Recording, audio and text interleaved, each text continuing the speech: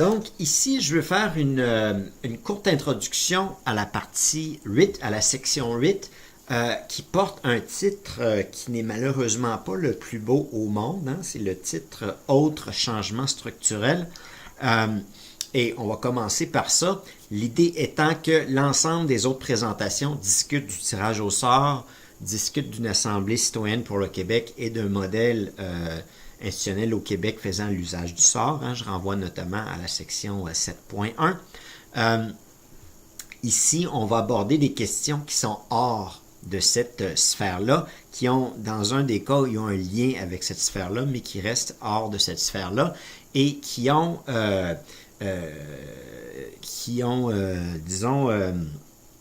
néanmoins une utilité à l'intérieur des présentations qui vous sont faites ici dans la section 8. Et cette utilité-là, c'est illustrer quel genre de discussion une assemblée constitutionnelle pourrait tenir. Autrement dit, d'une certaine manière, jusqu'où on peut aller dans ce genre de discussion-là. Hein? Autrement dit, pour faire un rappel, hein, présentement, les citoyens n'ont pas le pouvoir constitutionnel entre leurs mains. Donc, il n'y a pas de débat constitutionnel publiquement. Hein? Il n'y a pas de grande discussion sur la Constitution québécoise. Et donc, les débats constitutionnels sont très limités. Du moment où on a une assemblée citoyenne, une assemblée constitutionnelle du Québec, qui est aussi une assemblée citoyenne, quel type de débat on peut avoir à l'intérieur de la société québécoise. Et donc, ici, il y a 3 idées qui vont vous être présentées.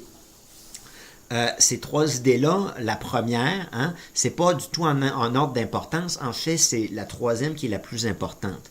Mais il y a un ordre logique entre les 3, là, puis donc je commence par le début, si on peut dire.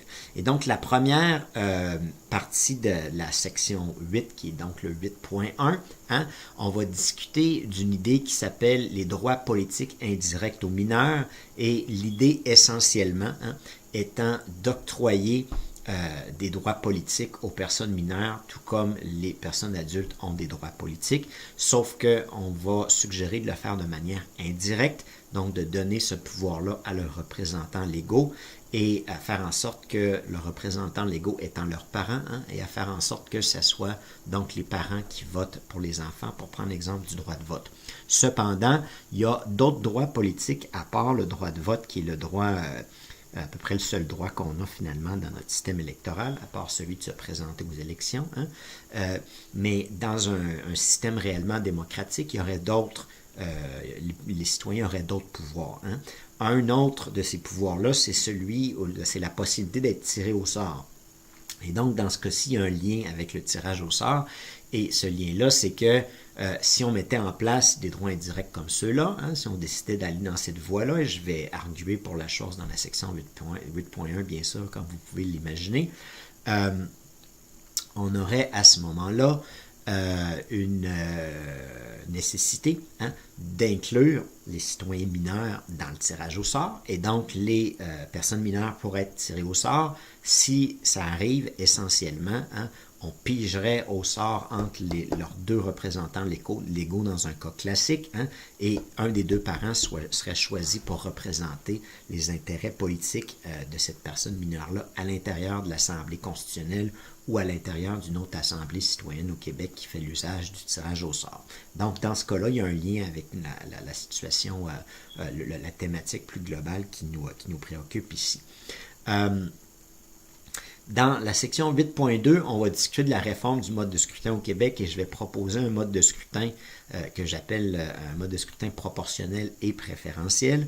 Et ce mode de scrutin-là, comme je vais l'expliquer, a des avantages multiples et importants par rapport à ce qu'on risque d'obtenir comme mode de scrutin au Québec si on suit la voie dans laquelle on s'est engagé. Je vais discuter aussi dans cette section-là d'une proposition sur comment on pourrait faire cette réforme-là de manière démocratique à l'intérieur du système présent électoral. Là. Autrement dit, on pourrait mettre en place une assemblée citoyenne spéciale qui aurait comme mandat de tout simplement faire la loi électorale sur la question du mode de scrutin.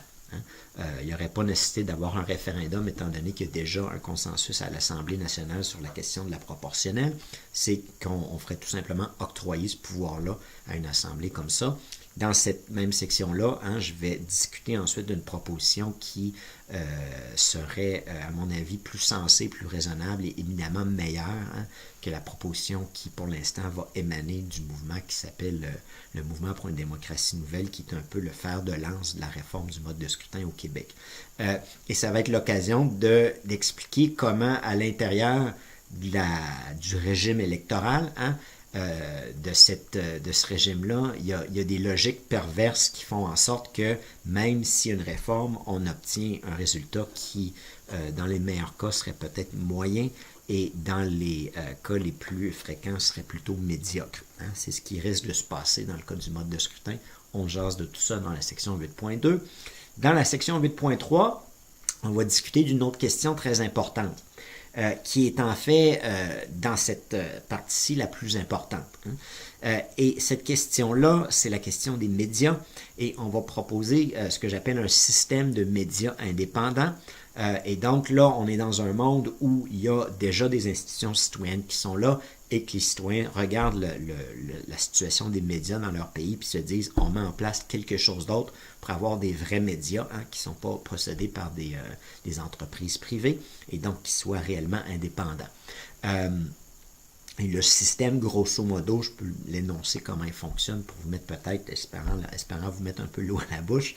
Ce système-là fonctionne essentiellement de la manière suivante, c'est que l'État attribue aux citoyens, donc à tous les citoyens de manière égale, un bon citoyen, hein? Donc un genre de chèque que le citoyen, à son tour, peut octroyer aux médias indépendants de son choix. Il pourrait peut-être le diviser puis le distribuer de la manière qu'il veut, mais essentiellement lui attribuer un montant d'argent, puis c'est le citoyen qui décide où cet argent-là va. Hein?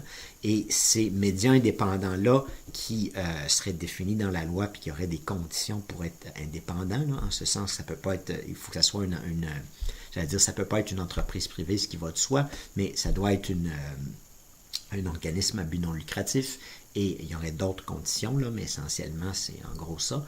Que la mission soit une mission d'information politique et sociétale, etc. Et donc, ces médias-là seraient indépendants, mais il y aurait un financement très adéquat du fait qu'ils seraient financés par les citoyens. Dans la phase 2 de ce projet-là, hein, là on peut parler réellement d'un autre système de médias, hein, un système de médias indépendants, c'est qu'une fois qu'on a mis ça en place, hein, puis que ça marche bien, on abolit on interdit tout simplement la possession de médias privés, hein, de médias d'information politique et sociétale, qui soient des entreprises privées à vocation commerciale, et donc on n'a plus cet ensemble de médias-là qui sont nécessairement biaisés du fait de leur forme d'organisation et puis de leur forme de financement. Cet élément-là, hein, dans le 8.3, avec les grandes idées sur le tirage au sort, notamment l'Assemblée constitutionnelle du Québec qui vous est présentée dans les présentations ici, là, ces deux éléments-là constituent deux des trois piliers de ma pensée politique. Hein, en ce sens que deux des trois principaux éléments. Il y a un troisième élément dont on ne discutera pas ici, pour l'instant du moins, hein, qui se résume dans sa forme la plus simple, hein, à dire qu'on devrait mettre en place à la fois un revenu maximum, donc une limite au revenu que les citoyens puissent avoir, un multiple, par exemple, du salaire minimum, hein, annuel, ça pourrait être 10, 15, 20, 50, 100 fois ce salaire-là. Hein. On peut suggérer un montant un peu plus élevé pour commencer puis ajuster après, mais essentiellement, il y aurait donc un revenu maximum. C'est une question qui est très ancienne, puis il y aurait une nécessité de revenir sur l'histoire de cette idée-là. Hein? C'est une question que je connais d'ailleurs très bien, puis peut-être une des personnes au monde qui la connaît le mieux, là.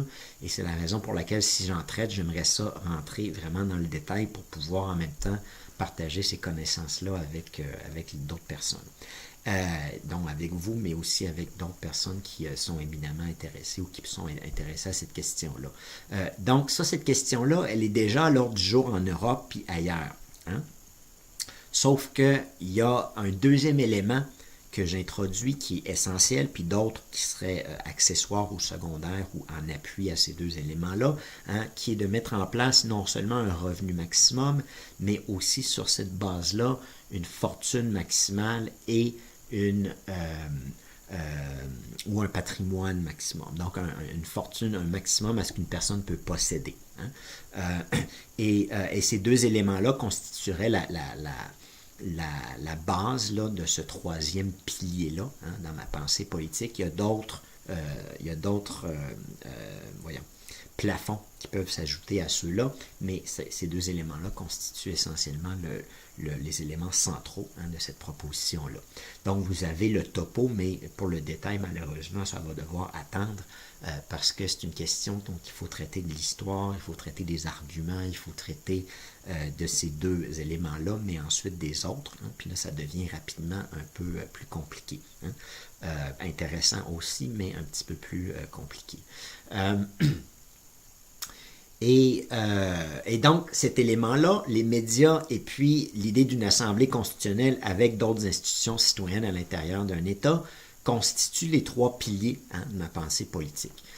C'est pas inintéressant de le mentionner pour mettre ça un peu en perspective. Pour moi, ces trois éléments-là devraient être mis de l'avant pratiquement simultanément ou de manière liée du moins, hein, pour changer en profondeur nos sociétés. Il y a quelques autres modifications que je suggérais, comme dans le 8.1 puis le 8.2, mais ces trois éléments-là constituent l'essentiel de ma pensée politique, et j'appelle souvent ça, hein, les changements structurels, d'où le titre de la section 6 puis le titre de la section 8, qui est la section présente sur d'autres changements à part l'utilisation du tirage au sort dans nos systèmes politiques.